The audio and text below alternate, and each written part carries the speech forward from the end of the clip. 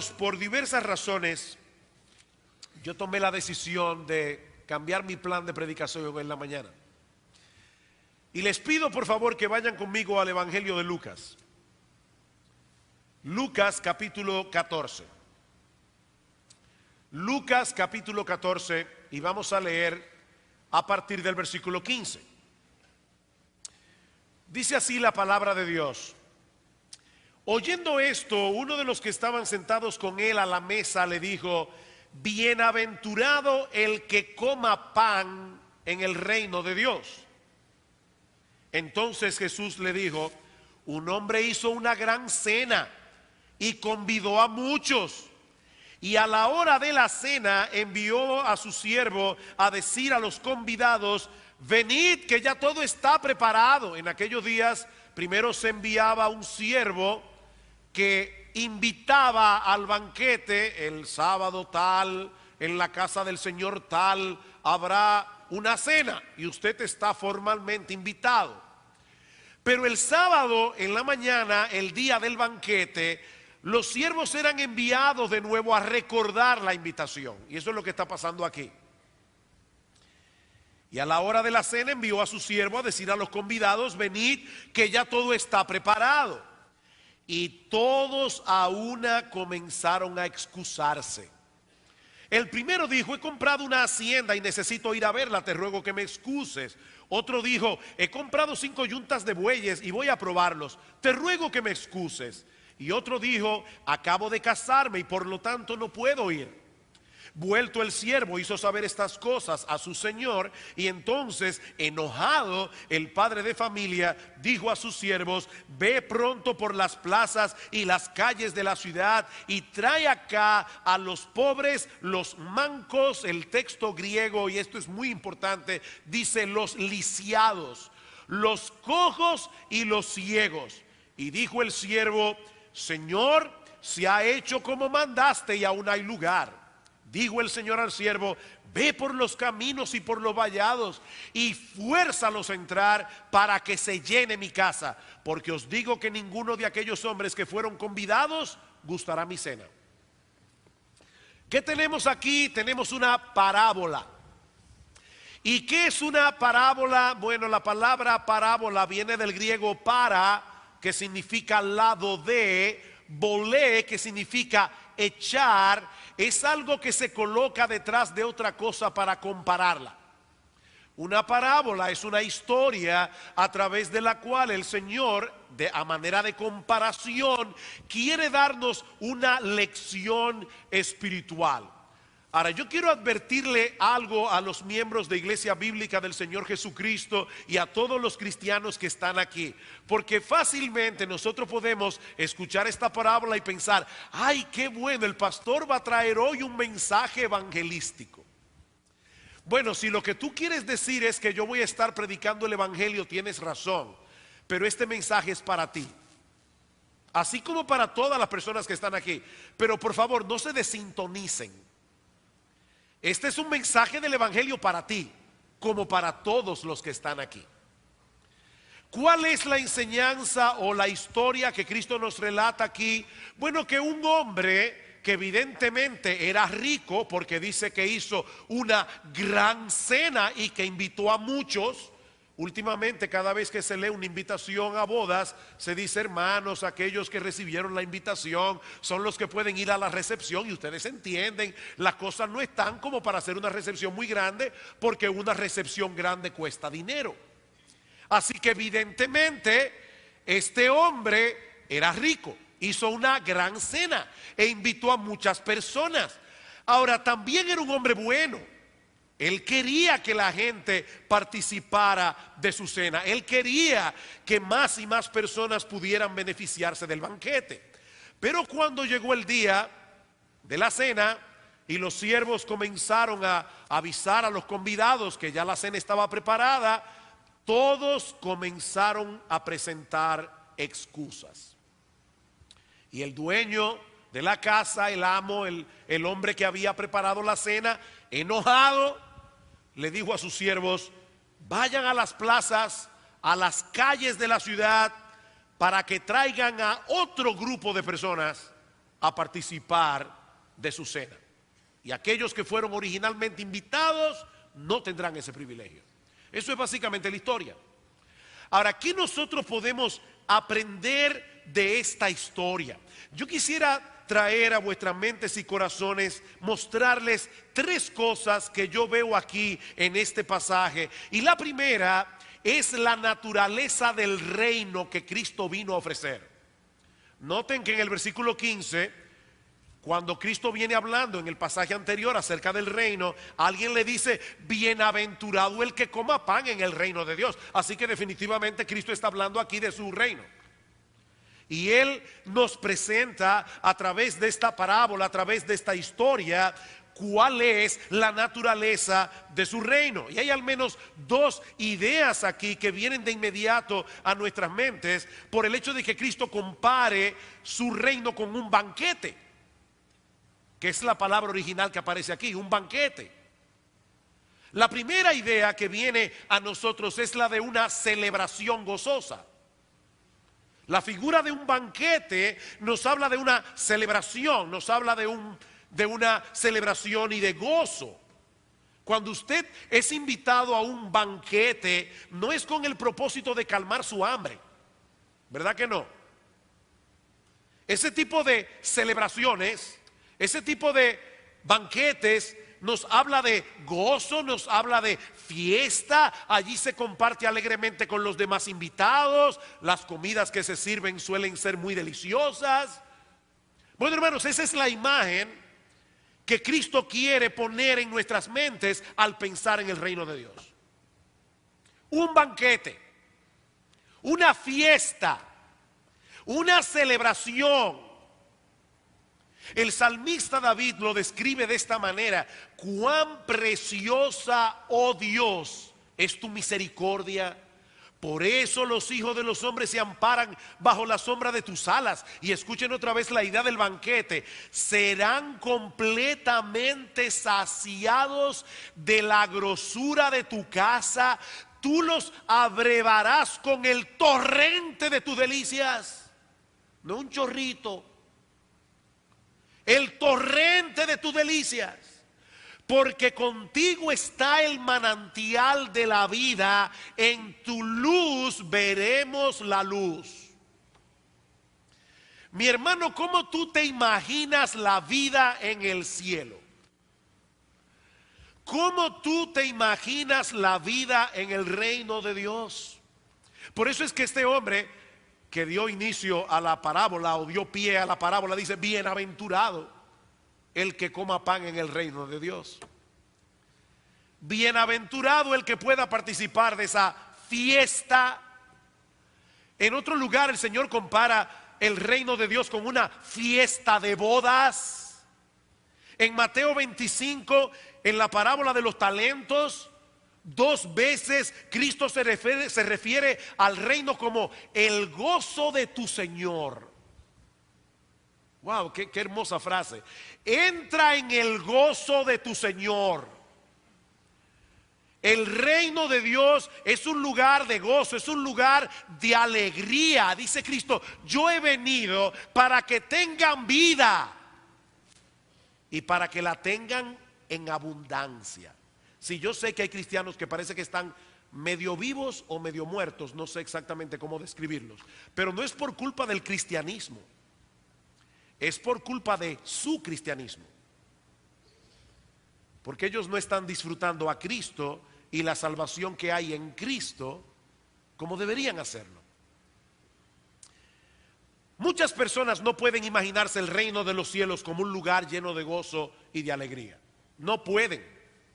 Y por eso mismo la idea de ir al cielo no les apela, para nada. Como hemos dicho otras veces, hay personas que se imaginan el cielo como un culto interminable, en el que tenemos que estar sentados quietecitos por los siglos de los siglos. Bueno, honestamente yo no estoy muy seguro de que yo quisiera estar en un sitio así. Quizá en cuerpo glorificado, pero no es la idea que yo tengo del cielo. Mis hermanos, esa no es la imagen que la Biblia nos da del cielo. El cielo será una fiesta. Será un lugar donde el gozo y la alegría no tendrán fin. Y yo creo que por eso es que necesitamos un cuerpo glorificado. ¿A usted no le ha pasado que ha estado en una situación donde hay tanta felicidad que después le duele la cabeza? A mí me ha pasado. Este cuerpo no aguanta eso. No aguanta tanta felicidad, no aguanta tanto gozo. De hecho, a mí me pasa que si me río mucho me duele hasta la mandíbula.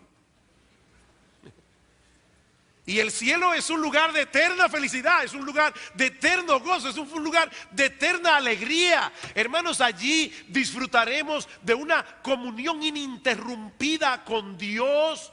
Por los siglos de los siglos allí llevaremos a cabo los anhelos legítimos del corazón. Yo estoy completamente seguro que aquí todos ustedes son algo frustrado. Un poeta frustrado, un pintor frustrado, un músico frustrado, un escritor frustrado, un cantante frustrado. Tal vez usted tiene muchísimas frustraciones.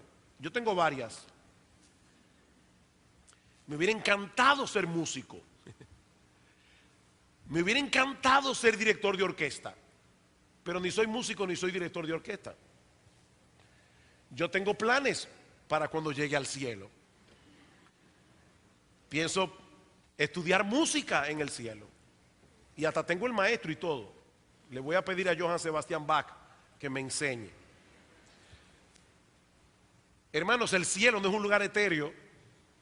Es un lugar concreto. Así, concreto, como esto que está aquí, concreto.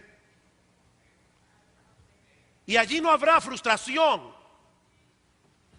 porque tendremos toda la eternidad para aprender y para seguir mejorando. Y es un lugar increíble el cielo. Ahora, esta figura no solamente nos habla de celebración, de gozo, de alegría, de comunión, también nos habla de privilegio. Es un privilegio ser invitado por alguien importante a un banquete. Me invitó fulano. ¿Sabe qué? Él y yo somos amigos, nos conocemos y él me dijo por favor que estuviera en su fiesta. Bueno, nosotros fuimos invitados por el Dios del cielo. Nosotros tenemos ese privilegio. Vamos a estar en ese grupo de bienaventurados que no solamente van a comer pan en el reino de Dios. Sin embargo, cuando llegó la invitación, todos sin excepción la rechazaron. Y eso es lo segundo que yo quiero mostrar en este pasaje. Primero, la naturaleza del reino, pero en segundo lugar, el rechazo de la invitación.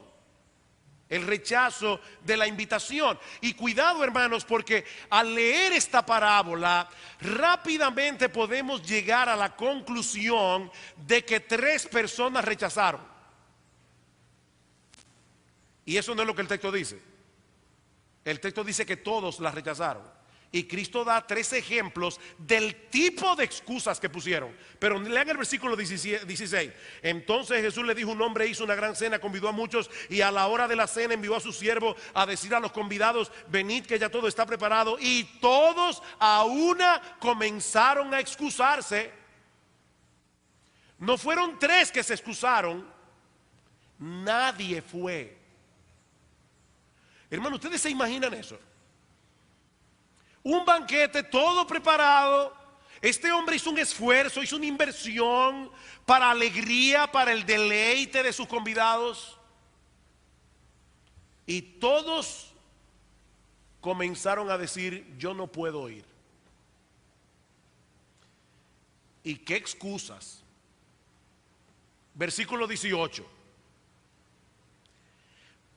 El primero dijo: he comprado una hacienda y necesito ir a verla. Te ruego que me excuses. Perdón. ¿A qué hora es la cena? De noche. ¿Y a qué tú vas a ir a un campo de noche? Además, tú vas a inspeccionar el campo y tú no lo inspeccionaste antes para comprarlo. ¿Y qué excusa es esa? Versículo 19. Otro dijo, fíjense que son tipos de excusas. Otro dijo: he comprado 5 yuntas de bueyes y voy a probarla de noche. Otra vez. Tú vas a probar 5 yuntas de bueyes de noche. Aparte de que, otra vez, tú no las probaste antes de comprarlas. Versículo 20. Otro dijo, acabo de casarme y por lo tanto no puedo ir. Oh, pero si te acabas de casar, es a un banquete que te están invitando, no es una funeraria. Trae a tu esposa. ¿Qué mejor lugar para celebrar que te acabas de casar? Ir al banquete que este hombre te está invitando. Trae a tu mujer. ¿Cuál es el problema? Hermanos, evidentemente, lo que Cristo nos está presentando aquí es la ridiculez de las excusas de los hombres. Eso es lo que el Señor está presentando. Y es lo mismo que pasa en el día de hoy. Uno predica el Evangelio. Por eso yo titulé este mensaje, excusas, excusas, excusas. Uno predica el Evangelio, le habla al pecador acerca de la salvación que hay en Cristo y de inmediato comienzan las excusas. Los cristianos son todos unos hipócritas. Bueno, en primer lugar, ¿cómo tú sabes que todos los cristianos son unos hipócritas? Porque la Biblia dice que nadie puede ver el corazón. Que en la iglesia hay hipócritas, yo estoy completamente de acuerdo contigo. Ahora, que todos los cristianos son hipócritas. Ahora, vamos a suponer por un momento que todos los cristianos, por lo menos de iglesia bíblica del Señor Jesucristo, todos seamos unos hipócritas. Bueno, mi amigo, Cristo no era un hipócrita y es Cristo el que te está invitando, no soy yo, no es la iglesia. Vamos a suponer que todos los cristianos de esta iglesia fuéramos unos hipócritas. Eso no elimina el problema que tú tienes con Dios. Algún día te vas a presentar delante de su presencia, vas a darle cuenta por tu vida, por tus pecados. ¿Qué tú le vas a decir? Señor, yo no acepté el Evangelio porque en iglesia bíblica del Señor Jesucristo todos los miembros eran unos hipócritas.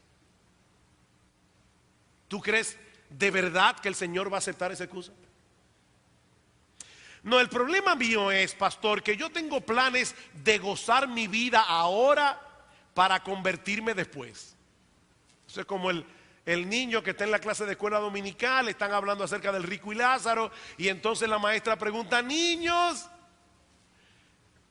¿con quién ustedes quieren asemejarse? ¿Con Lázaro o con el rico? Y un niño sabiamente respondió, con el rico en vida y con Lázaro después de muerto. No, pero no se puede, con el rico o con Lázaro, una de las dos. Una de las dos. Déjame decirte algo, si es a esto excusa, tú no sabes si tú podrás convertirte luego. Recuerda, mi amigo, que hay una línea que uno no conoce, que cuando uno la pasa, Dios dice, hasta aquí llegaste. Ya no habrá más oportunidad para ti. Y nosotros no sabemos dónde está esa línea. Ahora, por otra parte, déjame decirte otra cosa. ¿Tú crees de verdad que tú estás gozando tu vida? No, tú estás en una cárcel, engañado, hipnotizado, y te están haciendo creer que tú estás en un resort para tenerte atrapado allí hasta que ya no haya esperanza para ti. No, nadie puede disfrutar la vida sin Cristo. Eso es imposible. Pastor, mire que a mí me da temor de que si yo me convierto, mis amigos se alejarán de mí. Bueno, si tus amigos se alejan de ti, entonces no eran tus amigos. No eran tan buenos después de todo. Pero por otra parte, ¿qué sucederá cuando tengas que enfrentar la justicia de Dios? Porque tus amigos no van a estar allí para ayudarte. Por eso es que Cristo dice en Mateo capítulo 10, versículo 28, no le teman a los que pueden matar el cuerpo, mas el alma no pueden matar. Temed más bien a aquel que puede destruir tu cuerpo y tu alma en el infierno. Y en Apocalipsis capítulo 21, versículo 8, hablando del infierno, dice, mas los cobardes e incrédulos, los abominables y homicidas, los fornicarios y hechiceros, los idólatras y todos los mentirosos tendrán su parte en el lago que arde con fuego y azufre, que es la muerte segunda. Y los primeros de la lista son los cobardes e incrédulos. Pastor, ¿y si yo no soy uno de los elegidos? Wow, qué teológica la excusa. Esta es la mejor excusa de todas. Pastor, mire, tal vez yo no soy de los escogidos. El problema es que nadie sabrá si es uno de los escogidos hasta que venga Cristo. Y lo segundo es que Cristo mismo dice que nadie que venga a Él será rechazado. Así que tú no tienes que saber primero si fuiste elegido para venir, porque Cristo mismo te está diciendo: ven, que cuando vengas no serás rechazado. Nadie va a saber si fue elegido o no hasta que venga y se arrepienta y se convierta y entre por la puerta estrecha de la salvación. Y entonces del otro lado verá un letrero que dice: tú fuiste escogido desde antes de la fundación del mundo. Pero tienes que entrar y la puerta está abierta. Créeme que cuando vayas a la puerta estrecha, nadie va a estar con una lista diciendo: no, tu nombre no está aquí, lo lamento mucho. El que a mí viene, yo no lo echo fuera. Cristo hizo esa promesa. Además de que todos tienen la obligación de venir. Pablo dijo en su discurso de Atenas, Hechos 17:30, ahora Dios manda a todos los hombres en todo lugar que se arrepientan. De manera que ninguna excusa es aceptable delante del Señor. Esa es la enseñanza de esta parábola, versículo 21. Vuelto el siervo, hizo saber estas cosas a su Señor, y entonces enojado el padre de familia. Enojado, él no aceptó la excusa. En el día del juicio, todos los que se excusaron verán cuán grande fue su error cuando se encuentren fuera del banquete. En Mateo capítulo 22, versículo 13, dice: allí será el lloro y el crujir de dientes. O sea, el problema aquí no es simplemente: bueno, está bien, no participo del banquete. No, es que no participar del banquete significa ser condenado en el infierno. No hay otra opción. No hay más lugares. ¿Es el banquete o el infierno? El banquete o el infierno. Pero la historia no concluye allí. Y yo espero, mis hermanos, yo les pido al Señor de corazón que envíe su Espíritu Santo para que los cristianos que están en este lugar, en esta parte de la historia, no armen un desorden, pero tengan deseo de brincar de sus sillas. ¿Ok? Versículo 21. Vuelto el siervo, hizo saber estas cosas a su señor. Entonces, enojado, el padre de familia dijo a su siervo: ve pronto por las plazas y las calles de la ciudad y trae a los pobres, a los lisiados, a los cojos, a los ciegos. Y dijo el siervo: Señor, se ha hecho como mandaste y aún al lugar. Dijo el Señor al siervo: ve por los caminos y por los vallados y fuérzalos a entrar para que se llene mi casa. Hermanos, noten algo importante. Los siervos no fueron enviados a invitar otras personas. No sé si se dieron cuenta en el pasaje. Ellos fueron enviados a traerlos. Dice en el versículo 21: ve pronto por las calles, etcétera, y trae acá a los cojos, a los lisiados, a los pobres, a los ciegos. Tráelos.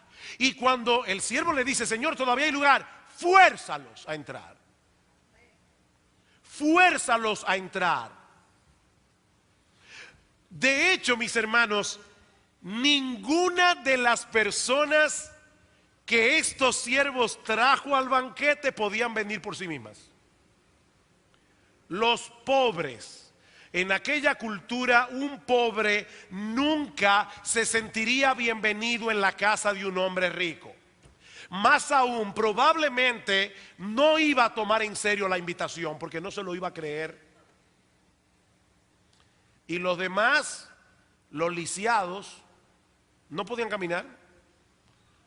Los cojos, los ciegos, ¿cómo llegaron al banquete? ¿Cómo llegaron al banquete? Hermanos, no era suficiente que los siervos del hombre rico llamaran a estas personas a participar del banquete, porque de haberse limitado a invitarlos, ¿saben qué? Ellos tampoco habrían ido. había que traerlos personalmente. Mis hermanos, ¿qué es lo que el Señor nos está enseñando aquí? Lo mismo que enseñó en otra ocasión a los judíos en el capítulo 5 del Evangelio de Juan. Juan capítulo 5, versículo 40.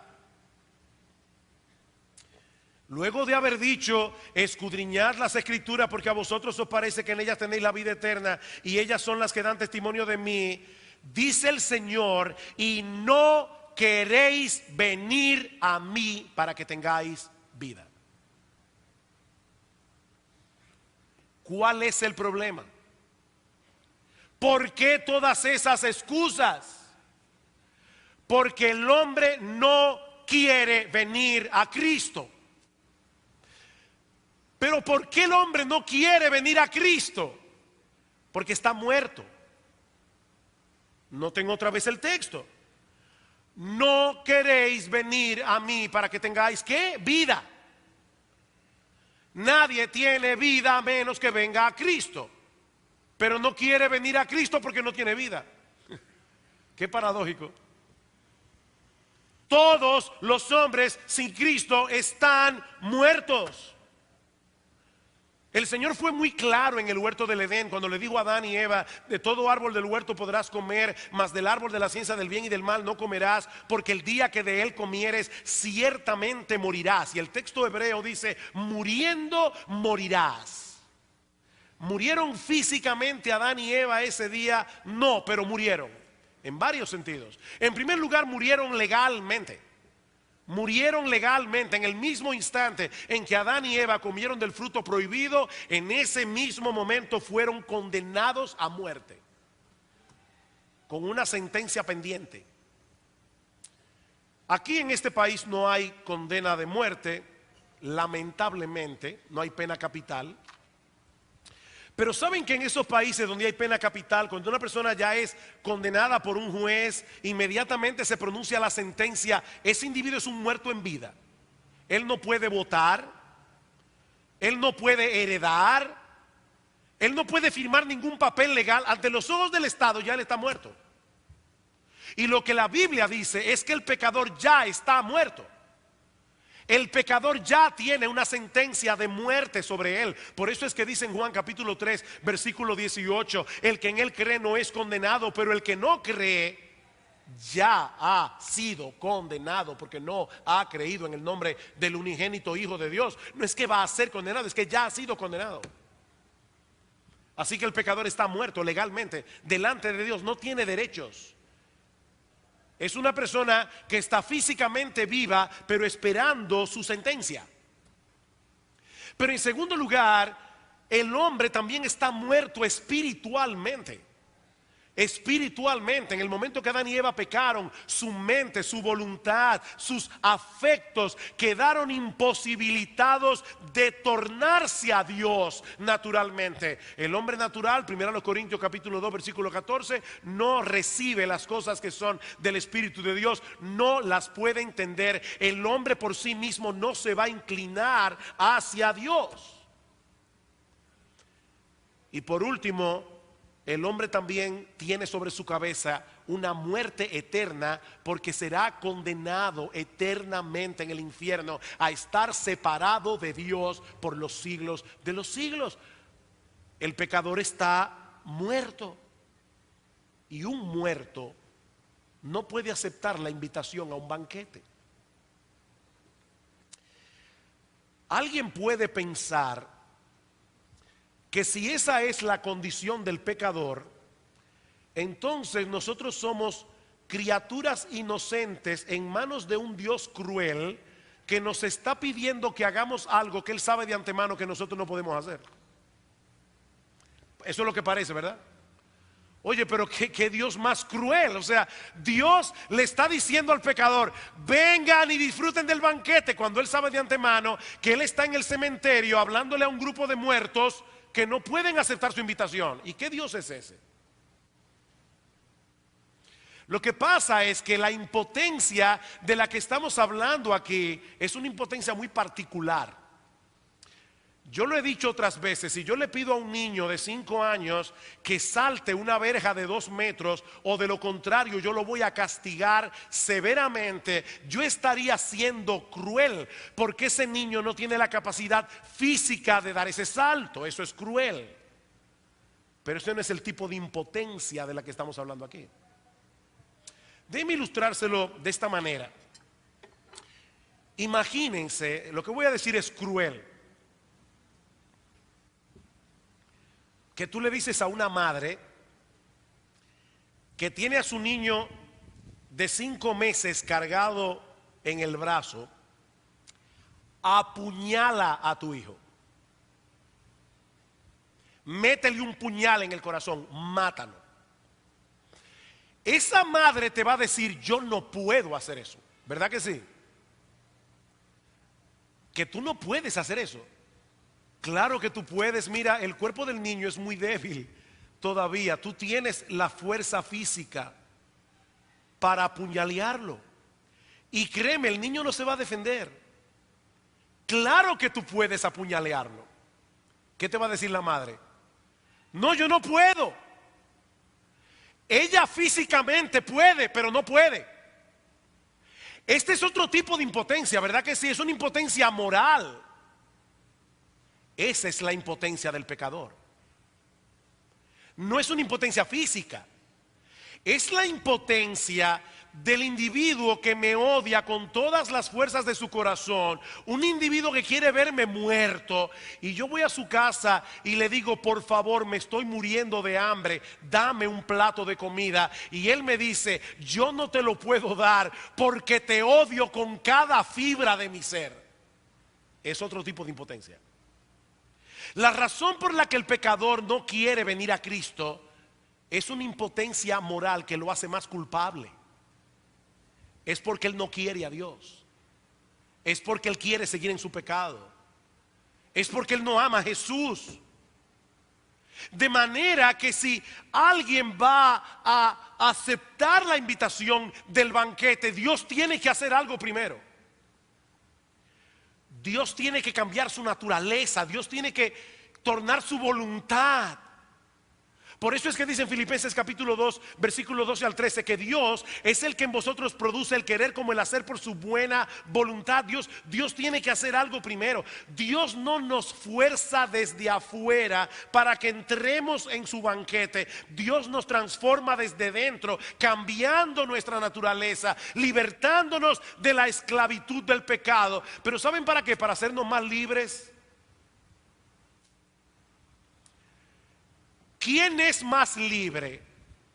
¿Un adicto a las drogas o alguien que ha sido librado de su adicción? ¿Quién es más libre? Bueno, lo que hace Dios es que nos libra de nuestra adicción al pecado. Y cuando Dios hace esa obra interna en la naturaleza, el pecador libremente acepta a Cristo y acepta la invitación. Es de esa manera que nosotros somos llevados al banquete. Por eso más adelante en Juan capítulo 6 dice en el versículo 44: ninguno puede venir a mí si el Padre que me envió no le trajere. Ninguno, hermano, puede venir a mí. Esta es la parábola, esta es la explicación. Permítanme traer ahora 2 aplicaciones. A los creyentes que están aquí, hermanos, nosotros no somos mejores que nadie. Nosotros éramos esos pobres, lisiados, cojos, ciegos, que de ninguna manera hubiésemos podido participar del banquete.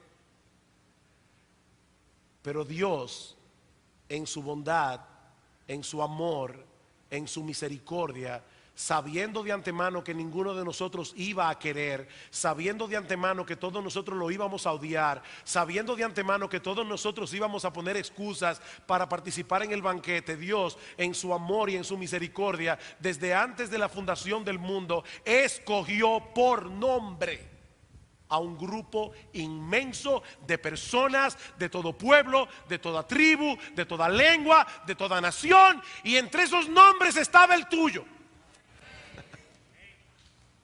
¡Wow! O sea, Dios en la eternidad, Dios dijo: yo quiero que Sujel Michelén sea salvo.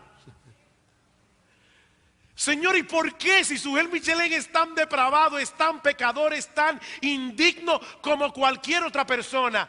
Por el puro afecto de mi voluntad. Yo tendré misericordia del que yo tenga misericordia, y me compadeceré del que yo me compadezca. Así que no depende del que quiere ni del que corre, sino de Dios que tiene misericordia. Ese pasaje de Romanos 9 es increíble. Pablo está discutiendo con un antagonista imaginario y Pablo dice: y me dirás, ¿hay injusticia en Dios? Injusticia. ¿Y quién está hablando de justicia aquí? Cuando tratamos el tema de la salvación, no es de justicia que estamos hablando, es de misericordia. Hermanos, a veces nosotros nos imaginamos la humanidad como un grupo de personas que tuvo un accidente. Venían dos autobuses, chocaron en una intersección, están todos graves, y vino un médico que tiene la pericia y tiene el tiempo para salvarle la vida a todos, y dijo: no, pero mira, yo voy a salvar a este y a este no, a este y a este no. Él se pone a jugar con una margarita. Me quiere, no me quiere, me quiere, no me quiere. Yo voy a salvar a lo más bonito. Este bien, salvo. A este lo voy a dejar muy feo, que se muera. Pero eso no fue lo que hizo Dios. Dios no llegó a la escena de un accidente. Dios llegó a un tribunal donde se estaba juzgando a un grupo de asesinos en serie. Todos eran culpables, y Dios, de pura gracia, por misericordia, dijo: voy a salvar a este y a este y a este, y yo mismo voy a cumplir la condena que ellos merecen. Y Pablo dice: justicia, misericordia, misericordia. Hermanos, nosotros estábamos lisiados, ciegos, cojos. Hubo que llevarnos cargados a Cristo, porque de lo contrario no habríamos ido. Por eso yo le decía al principio que yo le oraba al Señor que todos los cristianos que estamos aquí salgamos de este lugar de verdad lleno de pasión por el Señor. ¿Y qué respuesta nosotros podemos darle a un amor así? Me encanta como lo dice Isaac Watts: cuán solemne y dulce aquel lugar donde mora Cristo el Señor. Solemne y dulce. Allí de sus manjares Él despliega lo mejor. Banquete rico, el corazón admirado clama así: ¿por qué, Señor? ¿Por qué será que me invitaste a mí? ¿Por qué me hiciste oír tu voz y entrar y ver tu bondad? Pues miles de hambre mueren ya rehusando tu verdad. Y aquí está la estrofa que me encanta de este himno: pues el mismo amor que el manjar sirvió, dulcemente a entrar me llevó. Si no, en mi pecado aún habría estado yo. ¡Qué amor! Miren, mis hermanos, el amor, para que sea amor, tiene que ser incondicional. El amor que es condicional dejó de ser amor para convertirse en un negocio. El amor de Dios es incondicional. Él dijo: yo te voy a amar aunque yo sé que tú no me vas a amar, pero te voy a amar lo suficiente como para hacer que tu corazón me ame. Voy a cambiar tu naturaleza para que me escojas libremente. Te voy a librar de la adicción del pecado para que vengas al banquete. Mira, mi hermano, yo no sé por lo que tú estás pasando en este momento, pero a nosotros al final nos espera un banquete. Y nosotros podemos desde ahora comenzar a disfrutar de ese banquete por la fe. Ahora, si tú estás aquí sin Cristo, nosotros hemos visto ya que el pecador es culpable por no querer venir. Es una impotencia culpable. Pero esa no es toda la historia. Noten una vez más el texto de Juan 5:40. No queréis venir a mí para que tengáis vida. Todo aquel que viene a Cristo vivirá. Yo sé que esto parece una contradicción. El pecador no quiere ni puede venir porque está muerto, pero aún así se le invita a venir para que tenga vida. ¿Cómo es eso? Muy simple. Digo, simple de decir, simple no es. Hermanos, déjenme hacerles una pregunta. Cuando Lázaro estaba en su tumba, ¿Lázaro podía escuchar la voz de Jesús? No, él estaba muerto. Pero la voz de Jesús es una voz poderosa. Y cuando Jesús dijo, Lázaro, ven fuera, su voz le dio vida y la capacidad de salir. Bueno, mi amigo, si tú estás aquí en esta mañana y te estás exponiendo al evangelio que yo estoy predicando imperfectamente, así como lo estoy predicando, la voz de Cristo se escucha a través del evangelio. Y esa voz de Cristo hace vivir a los muertos. Esa voz de Cristo hace vivir a los muertos. De manera que si tú estás allí sentado y tú sabes que eres pecador y tú sabes que Cristo ofrece un banquete y tú sabes que Él murió en la cruz del Calvario para hacer posible que tú puedas participar de ese banquete, tú no tienes que averiguar si tú fuiste escogido desde antes de la fundación del mundo. Ven a Cristo. Ven a Cristo. Cristo te está llamando hoy al arrepentimiento. Ven a Cristo. Ven a Cristo, tendrás vida. Cristo no te va a desechar porque Él no miente. Y Él dice, yo estoy llamando a todos al arrepentimiento y no voy a echar fuera a ninguno que toque a mi puerta. Ven a Cristo. Hay un viejo refrán que dice, desde que se inventaron las excusas, nadie queda mal. Ese refrán no se aplica aquí. Porque tú no vas a poder inventar ninguna excusa y en el día del juicio quedar bien. Ven a Cristo. Ven a Cristo. Pecador, ven a Cristo. Ven a Cristo hoy. Ven a Cristo ahora. Allí donde estás sentado, pídele a Cristo que te perdone. Pídele a Cristo que transforme tu corazón. Pídele a Cristo que tenga misericordia de ti. Pídele a Cristo. El que a mí viene, yo no lo echo fuera.